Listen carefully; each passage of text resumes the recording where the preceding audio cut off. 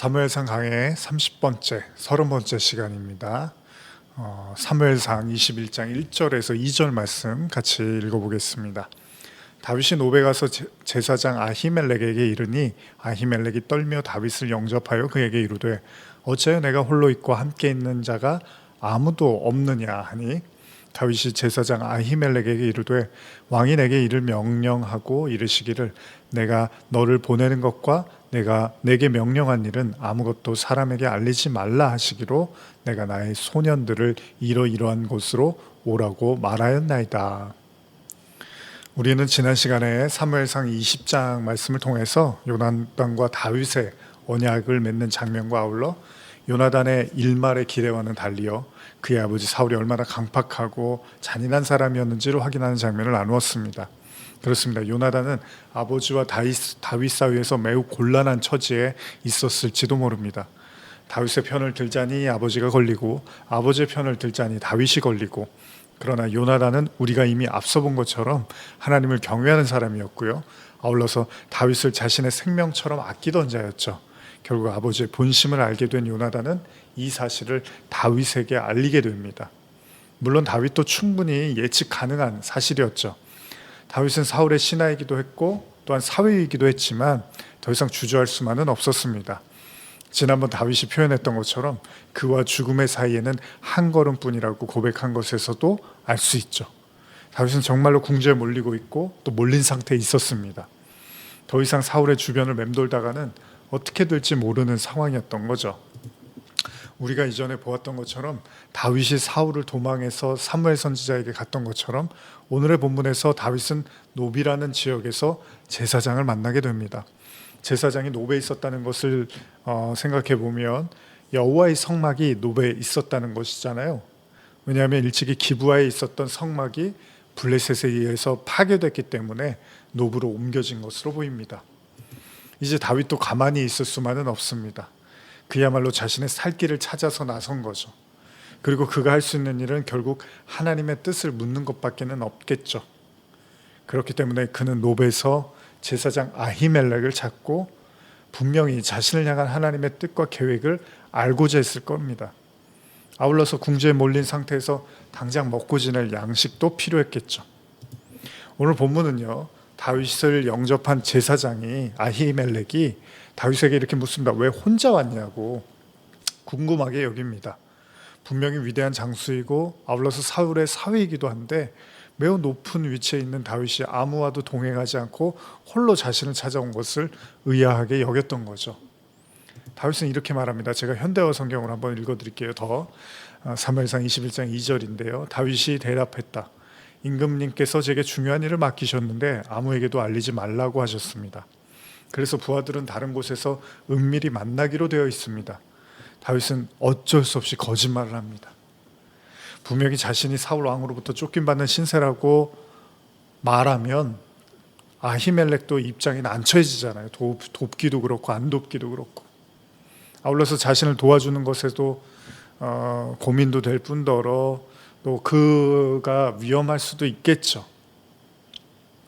다윗은 어쩔 수 없이 자신과 함께한 소년들은 다른 곳에 숨어 있다고 비밀스러운 임무를 위해서 자기 혼자만 오게 됐다고 말을 한 거죠. 사무엘상 21장 3절 4절 읽어보겠습니다. 이제 당신의 수중에 무엇이 있나이까? 떡 5덩이나 무엇이나 있는 대로 내 손에 주소서 하니 제사장이 다윗에게 대답하여 이르되 보통 떡은 내 수중에 없으나 거룩한 떡은 있나니 그 소년들이 여자를 가까이만 하지 아니하였으면 주리라 하는지라. 다윗은 이제 자신의 필요를 아히멜렉에게 털어놓죠. 그건 먹을 수 있는 거면 뭐든지 좀 자신에게 달라는 거예요. 그는 도망치는 신세였고 아울러서 그와 함께하는 소년들이 있었기 때문에 분명히 먹을 것을 필요로 했던 겁니다. 근데 오늘 이 부분이 흥미로운데요. 사실 이 장면에 대해서 오늘 이 장면에 대해서 훗날 예수님이 신약에서 언급을 하십니다. 원래 여호와의 성소에 올려진 그 떡을 진설병이라고도 하는데요. 이 떡은 아무나 손을 대면 안 되죠. 보통 우리도 제사 드리고 이럴 때 음식 함부로 손대지 않잖아요.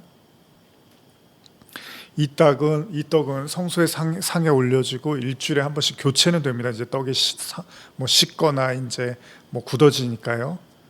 그런데 교체가 된 후에도 누가 먹죠? 제사장만 오로지 거룩한 장소에서 먹을 수 있는 것, 그게 율법이었어요. 그런데 지금 제사장이 다윗이 떡을 요구하자 진설병을 언급을 하고 있습니다. 다시 말하면 이 떡은 율법에 의해서 제사장 외에는 먹어서는 안 되는 떡인데 제사장 아히멜렉이 이 떡을 주겠다고 지금 하는 거예요. 근데 이제 이 떡을 먹는 사람들이 스스로 정결케 하고 있었으면 주겠다는 거예요. 이 장면에 대해서 여러분들 어떻게 생각하십니까? 사실 분명히 율법적으로는 이 떡을 줘서는 안 됩니다. 물론 제사장이 내린 결단이라 하더라도 사실 율법이 먼저예요. 당시 사회에서는. 그런데 그것도 제사장이 함부로 떡을 줘서는 안 되는데 다윗에게만 주는 것도 아니고 주변 다윗의 소년들에게도 같이 주겠다는 거예요. 만약 여러분들이 이런 처지에 있으면 흔쾌히 다윗에게 떡을 내어줄 수는 있겠습니까? 근데 이거에 대해서 예수님이 이제 언급을 하십니다. 마태복음 12장 1절에서 4절인데요. 예수님 뭐라고 하시느냐? 그때 예수께서 안식일에 밀밭 사이로 가실새 제자들이 시장하여 이삭을 잘라 먹으니 바리새인들이 보고 예수께 말하되 보시오 당신의 제자들이 안식일에 하지 못할 일을 하나이다. 예수께서 이르시되 다윗이 자기와 그 함께한 자들이 시장할 때 한 일을 잃지 못하였느냐? 그가 하나님의 전에 들어가서 제사장 외에는 자기나 그와 함께한 자들이 먹어서는 안 되는 진설병을 먹지 아니하였느냐? 무슨 이야기입니까? 예수님이 지금 구약에 등장하는 오늘의 사건을 언급하시면서 제사장 아히멜렉이 다윗에게 떡을 준 것이 문제가 되지 않는다고 하시는 거예요.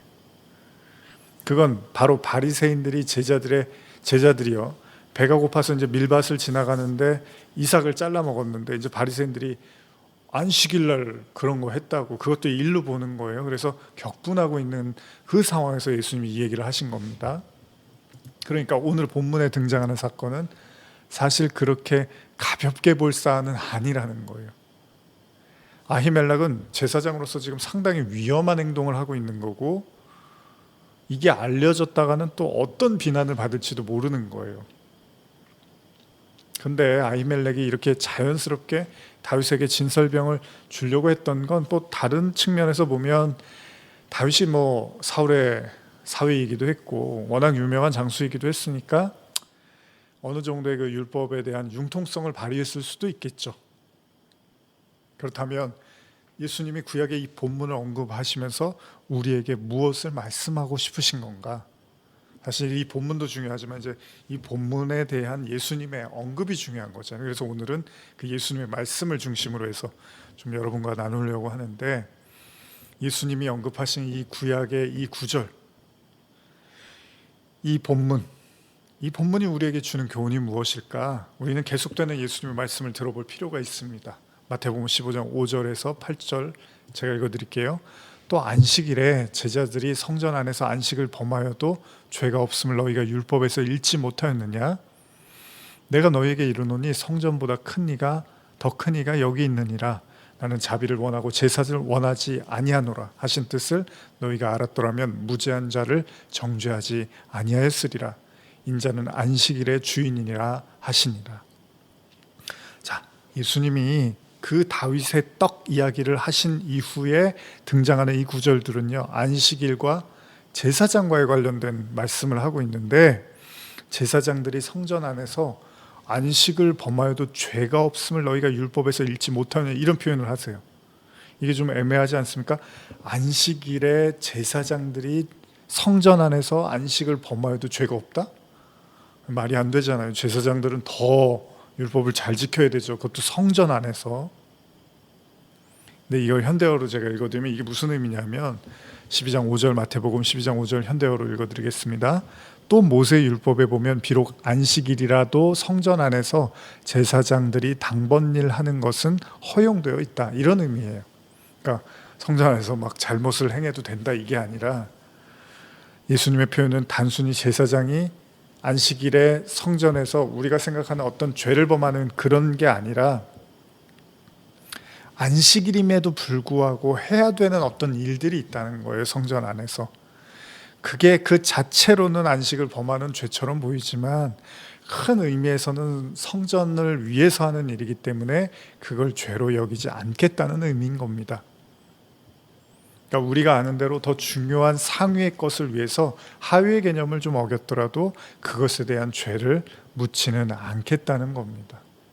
뭐 이런 거잖아요. 아이가 지각을 했어요. 예를 들면 학교에 지각한 건 잘못한 건데 왜 지각했어? 그런데 오다가 누가 도움이 필요해서 도와주려고 하다가 지각했어요. 그럼 괜찮아. 이런 거 같은 거죠. 더 중요한 것이 있기 때문에 그런 것들을 이해해 줄 수 있는 거죠.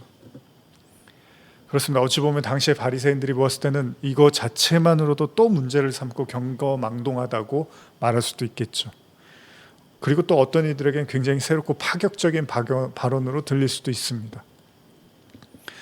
그렇습니다. 예수님의 요지는 뭐냐면요, 제사가 중요한 게 아니라 그거보다 더 중요한 게 있다는 거예요.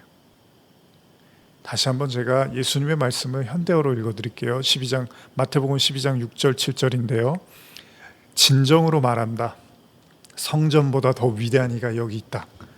내가 바라는 것은 재물이 아니라 사랑이다. 라는 성경 구절의 뜻을 너희가 제대로 알았더라면 죄 없는 사람을 죄인으로 몰지는 않았을 것이다. 사실 이런 비슷한 본문을 우리는 사울 왕을 통해서도 들었죠. 그리고 이것이 사울이 하나님께 버림받은 이유이기도 했어요. 뭐냐면요, 조금 다른 구절처럼 보이지만 사울 역시도 제사하고 제물을 아주 잘 드리려고 집착을 했는데 문제는 뭐죠? 진짜 하나님이 원하시는 하나님의 말씀에 청종하는 것, 그 뜻을 지키는 거에 대해서는 소홀히 했다는 거예요. 그런 의미에서 오늘의 사건도요, 단순한 배고픔에 처한 다윗과 그에게 떡을 선사한 제사장 이야기로만 여기기에는 좀 아쉽습니다. 예수님이 이 장면을 언급하시면서 성전과 안식일의 본질이 바로 자신이라는 말씀을 하고 계시기 때문이죠. 예수님을 따르던 중 배고픔에 처하여 이삭을 잘라 먹는 제자들의 모습은 마치 다윗을 위하여 함께 뛰어든 소년들을 위해서 제사장에게 떡을 달라고 하는 다윗의 모습과 다르지 않잖아요. 분명 두 부류는 율법에 의해서는 잘못된 행위입니다. 그런데 예수님이 말씀하신 것처럼 제사의 본질, 그건 자비와 사랑이래요. 하나님이 원하시는 것은 단순한 인간의 잘 차려진 제사가 아니라는 거잖아요. 여러 차례 말씀드렸죠. 어쩌면 다윗이 이 사실을 이미 알고 있었던 건 아닐까요?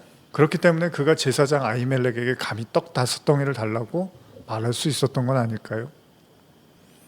물론 다윗의 이 담대한 요청은 단순한 배고픔에서 시작된 걸 수도 있습니다. 먹고 살기 위해서 당연히 몸부림쳐야 되는 거잖아요.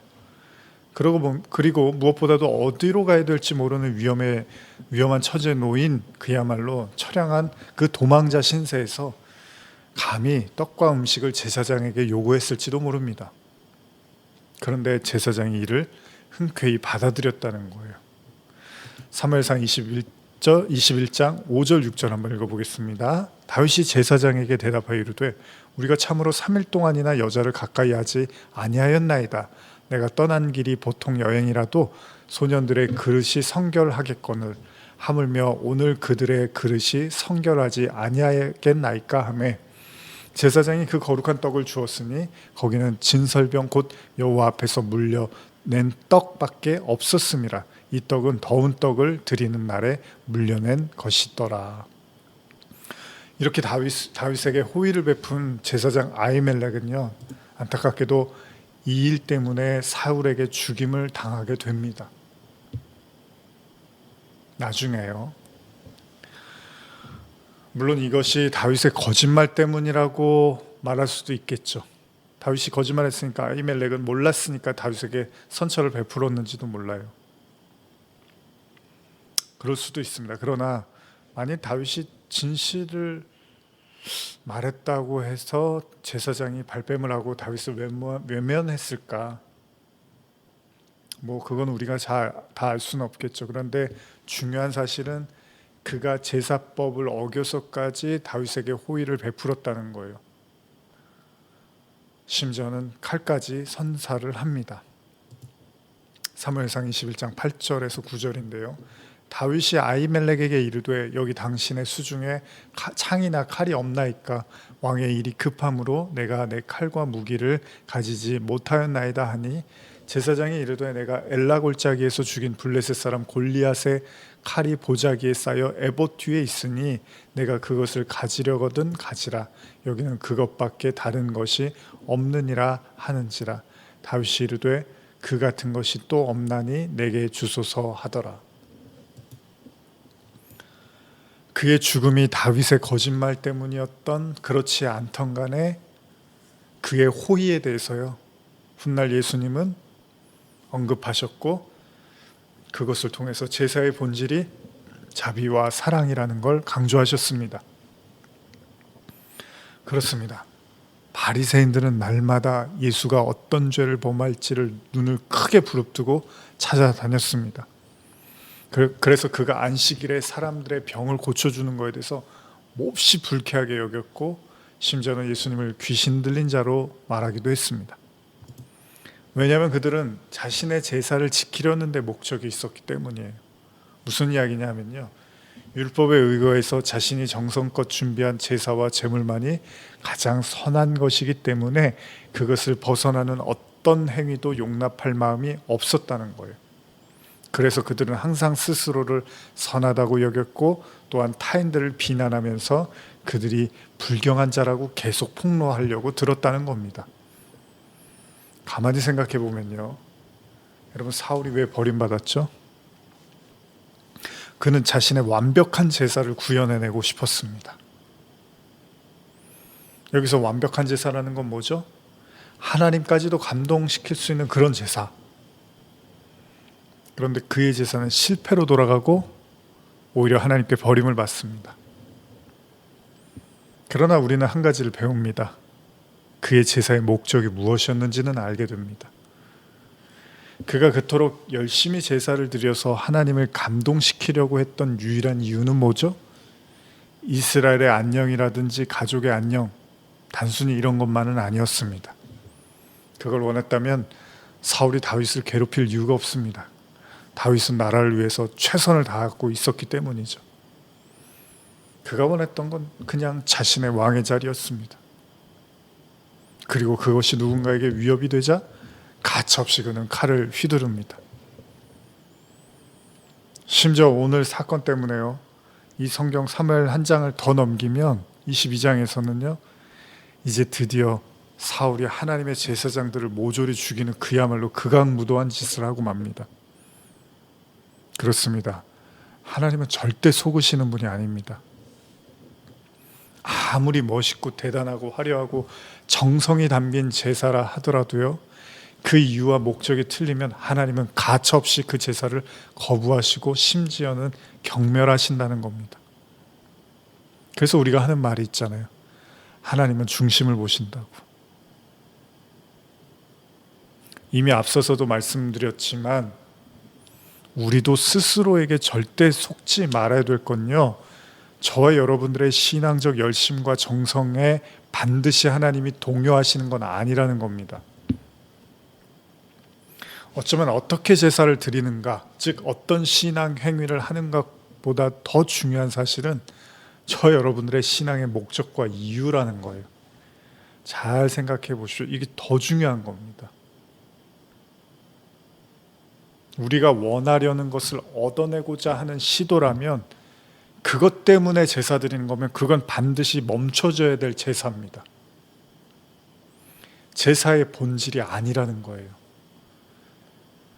아무리 최선을 다해서 아주 정성을 다해서 드리는 제사라도요, 그 제사의 목적이 뭔가를 이걸 통해서 내가 하나님께 반드시 얻어내려고 하는 그 기저에 깔려있는 그 의도를 가지고 드리는 제사면 그건 하나님이 원하는 제사가 아니라는 거예요.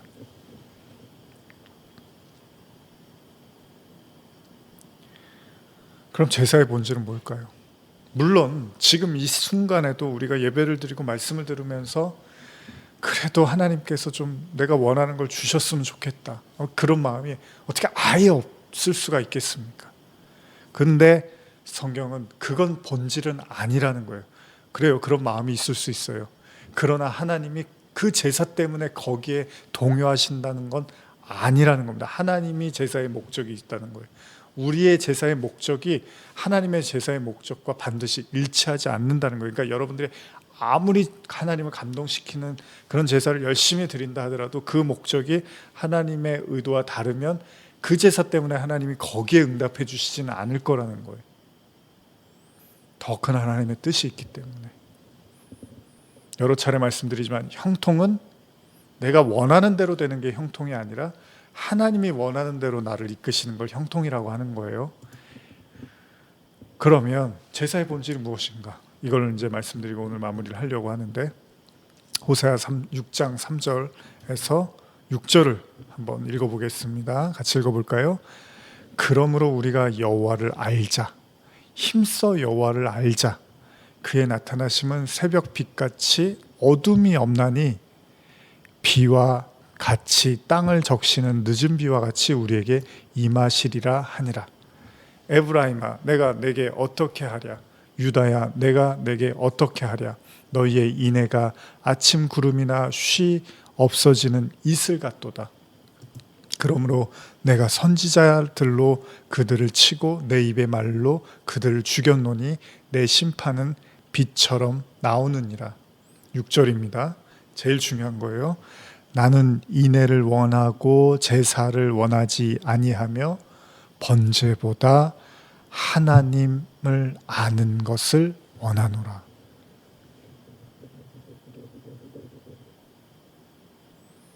하나님 뭘 원하신다고요?